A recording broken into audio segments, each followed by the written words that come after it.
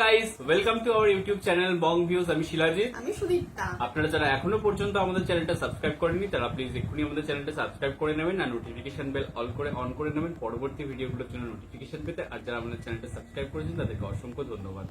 আর যারা ফেসবুক পেজে দেখছে অবশ্যই পেজটাকে ফলো করে যাবেন। আর পছন্দ হলে অবশ্যই ভিডিওগুলোকে লাইকও করুন। আজকে আমরা আবারও প্যালেস্টাইন ইসরায়েল নিয়ে যে ইস্যু এবং মানে ডে বাই ডে যেটা বাড়ছে সেই ইস্যু নিয়ে আবারও ভিডিও এনেছি। তো এর আগেও আমরা অনেকগুলো ভিডিও রিলেটেড এনেছি এবং মানে কোথাও গিয়ে না থামছেই না এই অশান্ত পরিবেশ, এই যুদ্ধ বিগ্রহ হিংসা হানাহানি এগুলোর জন্য কোনো ইতি আমরা দেখতে পাচ্ছি না এবং ডে বাই ডে এগুলো আরো বেশি বাড়ছে এবং মানুষের মধ্যে আরো বেশি অশান্তি বাড়ছে।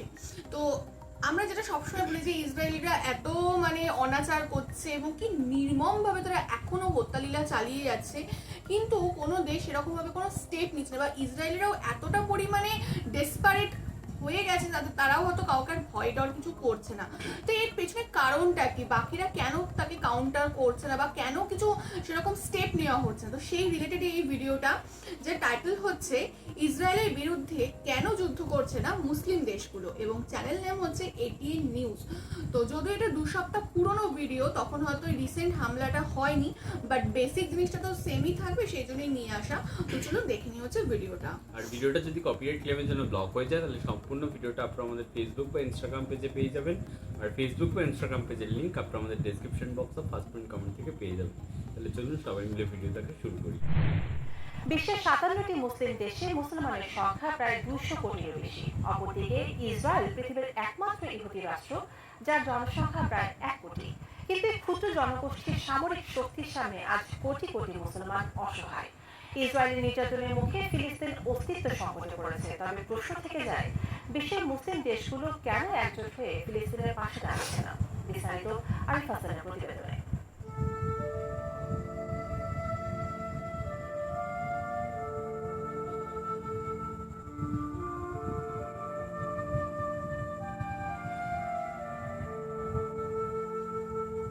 200 কোটি নামাজ পড়ে কিন্তু একসাথে হাঁটে না কেউ। আবাবিল কি শুধুই গল্প আজ, নাকি ঈমান হয়েছে ক্ষয়? আকাশের দিকে চেয়ে আছি, আবাবিল কি আসবে ফিরে, নাকি আমরাই হব আবাবিল, জাগবে মুসলিম, এক হবে ফিরে। গাজা ইসরায়েলি আগ্রাসন দিন দিন ভয়াবহ রূপ নিচ্ছে। নিষ্পাপ শিশুদের জীবন নিভে যাচ্ছে বোমার আঘাতে, অথচ বিশ্ব মুসলিম উম্মাহ কেবল দূর থেকে দোয়া করা ছাড়া আর কিছুই করতে পারছে না। প্রতিটি মোনাজাতে হয়তো ফিলিস্তিনের আকাশে আবারও আবাবিলের আগমনের জন্য প্রার্থনা করে মুসলমানরা। যে আবাবিল একদিন কাবাকে আব্রাহার হাত থেকে রক্ষা করেছিল, সে আবাবিল কি আবার ফিরে আসবে? তার চেয়েও বড় প্রশ্ন হলো, বিশ্বের মুসলিম রাষ্ট্রগুলো ফিলিস্তিনের পাশে দাঁড়াচ্ছে না কেন? যেখানে পশ্চিমা বিশ্বের সমর্থনে ইসরায়েল ফিলিস্তিনিদের অস্তিত্ব মুছে দিচ্ছে, সেখানে মুসলিম দেশগুলো কেন ঐক্যবদ্ধ হয়ে তাদের পাশে দাঁড়াতে পারছে না? চলুন এর কিছু কারণ খুঁজে বের করা যাক। মুসলিম দেশগুলোর ঐক্যবদ্ধ হতে সবচেয়ে বড় বাধা ভূরাজনৈতিক স্বার্থ এবং বিভাজন। সৌদি আরব, সংযুক্ত আরব আমিরাত, মিশর, তুরস্ক ও পাকিস্তান সব দেশের নিজস্ব ভূরাজনৈতিক স্বার্থ রয়েছে। অনেক দেশ ইতোমধ্যে ইসরায়েলের সঙ্গে কূটনৈতিক সম্পর্ক স্থাপন করেছে। তাদের মধ্যে রয়েছে মিশর, জর্ডান, মরক্কো, বাহরাইন ও আরব আমিরাত। আবার মুসলিম বিশ্বে শিয়া সুন্নি বিভাজন রয়েছে, যা ঐক্য গঠনের সবচেয়ে বড় বাধা। ইরান ও সৌদি আরবের মধ্যে দীর্ঘদিনের বিরোধ এর অন্যতম প্রধান উদাহরণ। মুসলিম বিশ্বের মধ্যে কিছু দেশ সামরিকভাবে শক্তিশালী হলেও সম্মিলিতভাবে যুদ্ধ পরিচালনা করা বেশ কঠিন, কারণ ইসরায়েলের সেনাবাহিনী বিশ্বের অন্যতম উন্নত বাহিনী। রয়েছে আয়রন ডোম, ডেভিড স্লিং, অ্যারো সিস্টেমের মতো শক্তিশালী আকাশ প্রতিরক্ষা ব্যবস্থা। ধারণা করা হয় ইসরায়েলের হাতে 80 থেকে 400টি পরমাণু ওয়ারহেড রয়েছে। যদি মুসলিম বিশ্ব সম্মিলিত হামলা চালায়, তবে ইসরায়েল পরমাণু অস্ত্র ব্যবহার করতে পারে, যা মধ্যপ্রাচ্যের জন্য বিপর্যয়কর হবে। অপরদিকে মুসলিম দেশগুলোর মধ্যে একমাত্র পাকিস্তানের পরমাণু অস্ত্র আছে, কিন্তু সেটি ইসরায়েলের বিরুদ্ধে ব্যবহার করা হবে কিনা তা নিশ্চিত নয়, কারণ দেশটি প্রতিবেশী ভারতকে চাপে রাখতেই ব্যস্ত। আবার ইরানের পারমাণবিক অস্ত্র আছে বলে ধারণা করা হলেও সেটিও নিশ্চিত নয়। যুদ্ধে জড়ালে ইসরায়েল সরাসরি পশ্চিমা বিশ্বের সমর্থন পাবে, কারণ ইসরায়েলের পেছনে রয়েছে যুক্তরাষ্ট্র, ইউরোপীয় ইউনিয়ন ও ন্যাটো। যুদ্ধ হলে যুক্তরাষ্ট্র শুধু অস্ত্র নয়, সরাসরি সামরিক সহায়তাও দিতে পারে। সেই সঙ্গে মুসলিম দেশগুলোর বিরুদ্ধে অর্থনৈতিক নিষেধাজ্ঞা ও সামরিক প্রতিরোধ গড়ে তোলার সম্ভাবনা প্রবল।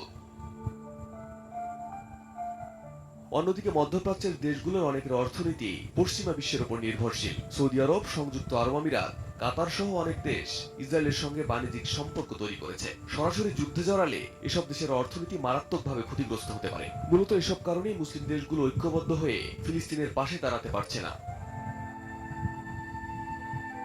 কিন্তু মুসলিম জাতির ঐক্যবদ্ধ হওয়া ছাড়া দখলদার ইহুদিদের হাত থেকে মুক্ত হওয়ার সম্ভাবনা নেই ফিলিস্তিনিদের।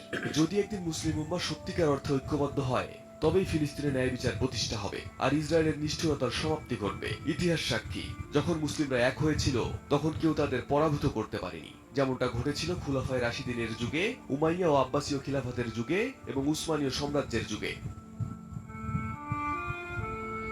Arif Hasan, ATN news. তো যথেষ্ট মানে ইনফরমেটিভ বলা যায়, কারণ এখানে অনেকগুলো দিক আর কি বিশ্লেষণ করা হয়েছে। তো এটা নর্মালি আমাদের প্রশ্ন আসে, সবার মনেই আসে যে প্যালেস্টাইন একটি ইসলামিক কান্ট্রি এবং আমরা জানি ইসলামীদের ব্রাদারহুড সম্বন্ধে, কারণ তারা হচ্ছে সব সময় যে কোনো কিছু বিপদ দেখে একে অপরের সাথে হাতে হাত ধরে সেই বিপদে ঝাঁপিয়ে পড়ে এবং একে অপরকে সহায়তা করে। সেই জিনিসই আমরা কিন্তু ইসলামিক ইতিহাসে বা বিভিন্ন ভিডিওতেও সেটাই দেখে এসেছি। তাহলে এখন কেন নয়? তো সেখানে হচ্ছে সেই প্রশ্নেরই কিছু জবাব মিলল। যেমন এখানে বিভিন্ন সৌদি আরবিয়ান যে মানে সৌদি আরব, তো সেখানে যে শিয়া সুন্নি, তো তাদের মধ্যেই মানে ব্যক্তিগত মানে দেশের মধ্যে এত সংঘাত, তো যখন নিজেদের মধ্যে সংঘাত মানে কি করে তারা ঐক্যবদ্ধ হয়ে সৌদি অন্য আরব আর দেশের ইরানের মধ্যে মানে হ্যাঁ। ইরান হচ্ছে শিয়া মেজরিটি কান্ট্রি, আর সৌদি আরব কোথাও গিয়ে এই সুন্নি যে মুসলিম রয়েছে তো তাদের আর কি হেড, এবং কোথাও গিয়ে যেহেতু মক্কা মদিনা এই দুটো মানে গুরুত্বপূর্ণ ইসলাম ধর্মের শহর সৌদি আরবে হওয়ার দরুন তারা কোথাও গিয়ে একটা ক্ষমতা কেন্দ্রীভূত একটা ব্যাপার রয়েছে। তো তারা মনে করে যে তারাই আর কি শ্রেষ্ঠ, এবং সিয়ারা কোথাও গিয়ে মনে করে মানে অর্থাৎ ইরান মনে করে তারাই হচ্ছে শ্রেষ্ঠ। তো এই যে দুটো যে মেন ইসলামিক দুনিয়ার বা ইসলামিক দেশের আর কি যে বিভক্তিকরণ, তো সেটা কোথাও গিয়ে মানে ঐক্যবদ্ধ হওয়ার জন্য যে মুসলিম দুনিয়ার কাছে একটা বড় অন্তরায়। একদমই তাই। এবং হচ্ছে আমরা জানি মধ্যপ্রাচ্যের দেশগুলো বিশেষত হচ্ছে খনিজ তেল এবং হচ্ছে প্রাকৃতিক গ্যাসের জন্যই তাদের পুরো অর্থনীতি ওটাতেই দাঁড়িয়ে আছে, এবং তারা মানে সমস্তটাই রপ্তানি করে কিন্তু হচ্ছে পশ্চিমী দেশগুলোতে। তো স্বাভাবিকভাবেই তাদের একটা মানে ব্যবসায়িক বা বাণিজ্যিক সম্পর্ক রয়েছে, এবং সেই বৈদেশিক মুদ্রাতেই কিন্তু তাদের সমস্ত কিছু ডেভেলপমেন্ট, গ্রোথ, সমস্ত কিছু। তো তারা যদি এখন তাদের সাথে শত্রুতা কোথাও গিয়ে করে বসে, ইসরায়েলিদের সাথেও তাদের বাণিজ্যিক সম্পর্ক রয়েছে, তো সবার সাথে নয়, মানে কোনো দেশ সেই বাণিজ্যিক স্বার্থে আর কি সেই সুসম্পর্ক স্থাপন করেছে। যেমন কাতারের কথা বলা হলো, জর্ডানের কথা বলা হলো, মিশরের কথা বলা হলো। একদম। তো অবশ্যই তো সেই দেশগুলোর কিন্তু একটা অর্থনৈতিক ঘাটতি তো মানে প্রচুর পরিমাণে দেখা যাবে। তো সেই জিনিসগুলো তো রয়েছে। এবং পাকিস্তান, কিছু দেশের পারমাণবিক অস্ত্রের কথা বলা হলো, যেমন পাকিস্তানের কথা বলা হলো, বাট সে ইউজ করবে কিনা, কারণ ডেফিনেটলি আমাদের ইন্ডিয়ার সাথে পাকিস্তানের সবসময় সংঘাত বাঁধে। তো পাকিস্তান সেই দিকে ঠেলাই সামলাচ্ছে, কারণ ইন্ডিয়াকে সামলানো কিন্তু মুখের কথা নয়। তো যাই হোক, এই সমস্ত আর কি কারণ এখানে। যদিও পারমাণবিক অস্ত্রের ক্ষেত্রে পাকিস্তানের সংখ্যা বেশি, বাট সেটা ইন্ডিয়া এখন বাড়ানোর চেষ্টা করছে এবং অনেকাংশেই সফল। হ্যাঁ, না আমি পারমাণবিক দিক থেকে বলি, আমি নর্মালি বলেছি যে ইন্ডিয়াকে সামলানো মুখের কথা নয়। তো হ্যাঁ, যাই হোক, তো এই সমস্ত কারণে অ্যাকচুয়ালি ইসলামিক দেশগুলো চাইলেও কিন্তু তারা এগিয়ে আসতে পারছে না, এবং তার জন্য ইরানের যে পারমাণবিক অস্ত্র রয়েছে কিনা সেটাও কিন্তু নিশ্চয়তা নেই। একদমই তাই। তো সেই জন্য তারা সেভাবে এগিয়ে আসতে পারছে, শুধু তারা হয়তো দোয়াতেই মানে ঈশ্বরের কাছে বা আল্লাহর কাছে প্রার্থনা করছে। তবে এটাও প্র্যাকটিক্যালি মানে দেখতে হবে যে যতক্ষণ না মানে জমায়েতবদ্ধভাবে এই ইসরায়েলিদের বর্বরতার প্রতি মানে কি বলে ওটাকে রুখে দাঁড়ানো যাবে বা প্রতিবাদ করা যাবে, প্রতিরোধ করা যাবে, ততদিন কিন্তু প্যালেস্টাইনদের উন্নতি বা তাদের এই অবস্থার উন্নয়ন কোনো মতেই সম্ভব না, এটাই বাস্তব। এবং এই ভিডিওর পরবর্তীকালে আমরা যে নতুন ভিডিওগুলো এনেছি এবং দেখেছি সেখানে বর্বরতা মানে কি পর্যায়ে পৌঁছেছে, এবং নতুন করে আবার হামলা শুরু হয়েছে কোথাও গিয়ে এই রমজান মাস কেটে যাওয়ার পর থেকে, এবং সেখানে ধ্বংসস্তূপের মধ্যেও আরও সেই ধ্বংসলীলা তারা মত্ত হয়ে গেছে। জানি না কি ধ্বংস করতে বাকি রেখেছে, মানে হয়তো সমস্ত মানে সেই মানে যেটুকু আর কি জনসংখ্যা বেঁচে রয়েছে তাদের আর কি মেরে ফেলাটাই হয়তো তাদের কোথাও গিয়ে একটা স্বার্থ চরিতার্থ হবে, যেটা দেখে মনে হয়। বাট শুধুমাত্র মানে দূর থেকে যদি হতাশ করে দোয়া করে, কিন্তু আই থিঙ্ক তাদের পাশে দাঁড়ানোটা হচ্ছে না। এই জিনিসটা কোথাও গিয়ে একটা হিপোক্রেট হয়ে যাচ্ছে ব্যাপারটা, যে নিজেদের কোথাও গিয়ে পিঠ বাঁচানো বা মানে অর্থনৈতিক স্বার্থ জড়িত বলে সেখানে আমরা কোথাও গিয়ে নিজেদের পিঠটা বাঁচিয়ে দূর থেকে দোয়া করছি। বাট আলটিমেটলি যখন ইসলামের ব্যাপার আসছে তখন কিন্তু আমরা সেখানে মানে আমি শিয়া মেজরিটি কান্ট্রি বা আমি সুন্নি মেজরিটি কান্ট্রি, সেই হিসাবে ইসলামের একটা বড় শক্তি নিয়ে নিজেকে প্রমাণ করতে চলে যাচ্ছি।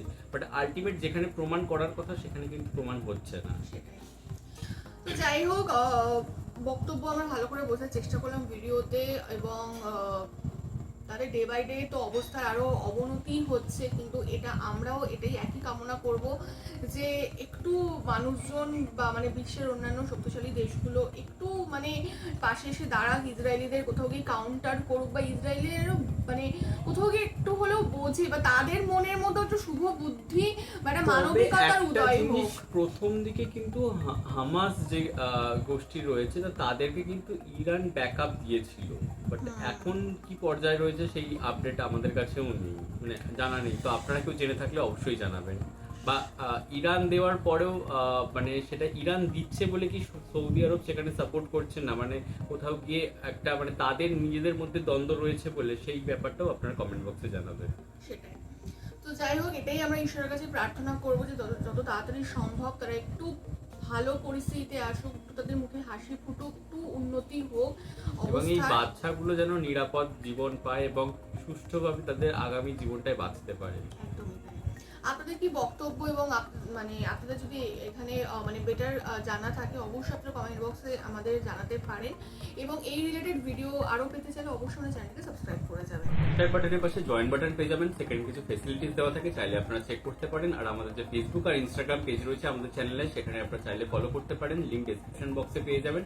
আর আমাদের যে চ্যানেলের ফেসবুক গ্রুপ রয়েছে সেখানে আপনারা জয়েন করে আপনারা আপনাদের মনের মতো সমস্ত কিছু পোস্ট করতে পারেন, তার লিঙ্কও ডেসক্রিপশন বক্সে দেওয়া রয়েছে। আর আমাদের যদি আপনারা পার্সোনালি পছন্দ করে থাকেন আমাকে শিলাজিৎ ওকে সুদীপ্তা হিসেবে, তাহলে আমাদের পার্সোনাল ফেসবুক আর ইনস্টাগ্রাম সাইটে ফলো করতে পারেন, লিংক ডেসক্রিপশন বক্সে পেয়ে যাবেন। তো দেখা হচ্ছে পরবর্তী ভিডিওতে, আজ এ পর্যন্তই, টাটা।